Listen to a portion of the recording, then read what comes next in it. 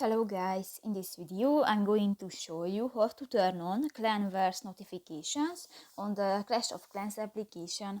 But first of all, I just want to mention, please don't forget to subscribe to our channel, because at 100,000 subscribers we are going to show you our YouTube revenue statistics and growth strategy, how to make money online.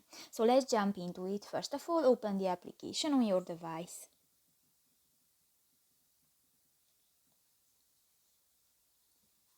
This will take a few minutes when the application is uploading.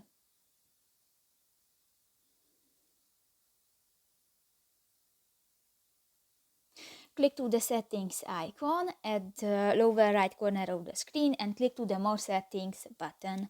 In the notification settings section you can find the Clan Wars option, and if you want to turn on, just click to the off button and on. So that's pretty much it for this video guys. See you in the next one. Bye bye.